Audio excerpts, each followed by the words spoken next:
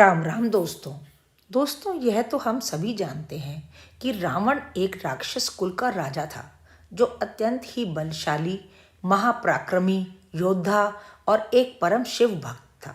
लेकिन इसके साथ साथ ही वो शास्त्रों का प्रखर ज्ञाता, प्रकांड विद्वान पंडित एवं महाज्ञानी था।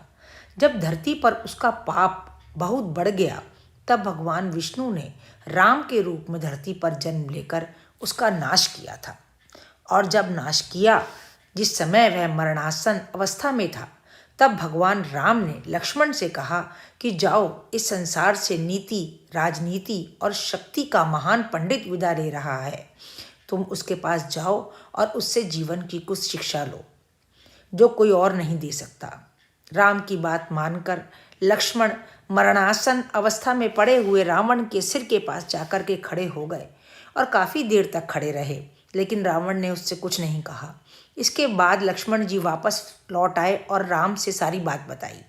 तब भगवान राम ने लक्ष्मण से कहा, लक्ष्मण, यदि किसी से ज्ञान प्राप्त करना होता है तो उसके चरणों के पास खड़ा रहना चाहिए, ना कि उसके सिर के पास। यह बात सुनकर लक्ष्मण जी वापस रावण के पास चले गए और उसके पैरों के पास खड़े हो गए।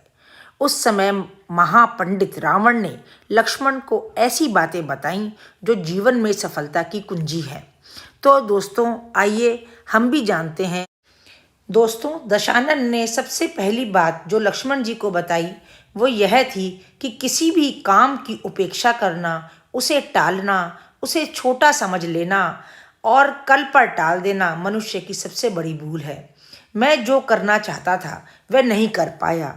मुझे अपनी इस भूल पर बहुत पछतावा है। सबसे पहला काम जो मैं करना चाहता था वह था अपनी लंका के आसपास का 100 योजन समुद्र मीठा कर दूं। दूसरा, अपनी सोने की लंका को सुगंधित बना दूं। तीसरा, स्वर्ग के लिए सीढ़ियां बनवा दूं। और चौथा, मृत्यु को अपने वश में कर लूं। यह कहकर रावण थोड़ी देर के लिए तो चुप हो गया। फिर उसने अपनी बात को आगे बढ़ाते हुए कहा, लक्ष्मण, मेरा बल वैभव अपार था और मैं ये चारों काम कर भी सकता था, लेकिन नहीं कर पाया क्योंकि मैं हमेशा हर काम को छोटा समझकर टालता रहता था। यही वजह है कि आज मैं मरने के लिए पड़ा हूँ और मन में उन अरमानों को रख करके इस संसार से विदा ले रहा हूँ। आशा करता हूँ कि ज़िंदगी में तुम कभी इस तरह से कभी भी किसी काम को छोटा नहीं समझोगे। रावण ने दूसरी शिक्षा लक्ष्मण को यह दी कि लक्ष्मण, कभी भी अपने प्रतिद्वंदी को, अपने शत्रु को कभी भी अपने से छोटा नहीं समझना चाहिए। मैं यह भूल कर गया। मैंने जिन्हें साधारण वानर और भालू समझा वह हनुमान, मैं उसका बल जानता भी था, फिर भी उसने मेरी पूरी सेना को नष्ट कर दिया।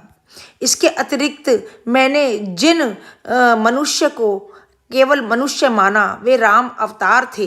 मैंने उनको केवल मनुष्य मान करके उनकी उपेक्षा करी। मुझे कई बार कई लोगों ने समझाया, परंतु मैं अपने घमंड में, अपने अभिमान में इस तरह भरा हुआ था कि मैंने ब्रह्मा जी से जो वरदान पाया था अमरता का, कि मैं मनुष्य और वानर के अतिरिक्त किसी के हाथों नहीं मरूंगा, अपने घमंड में मैं वह भी भूल गया।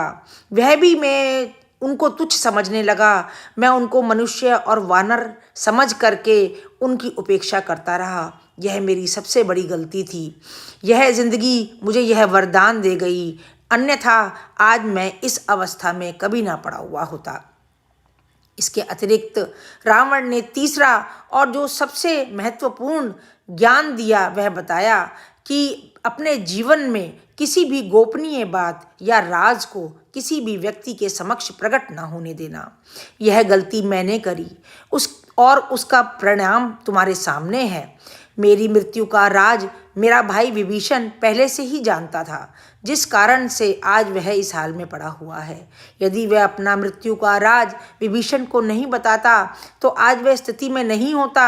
विभीषण जी ने ही राम को बताया था कि रावण की नाभि में अमृत है, उस पर प्रहार करने से ही उसकी मृत्यु होगी, अन्यथा नहीं। तो लक्ष्मण, इस बात को भी तुम ध्यान रखना, अपने किसी भी रहस्य को कभी भी खुलने मत देना। जब तक कि कोई रहस्य गुप्त रखा जा सके उसके लिए तैयार रहना। यदि वह रहस्य खुल गया तो वह तुम्हारा काल बन जाएगा। तो दोस्तों, इस तरह अपार ज्ञानी होने के बावजूद भी, हजार बुराइयां होने के बावजूद भी रावण पर उसका काल हावी हो गया।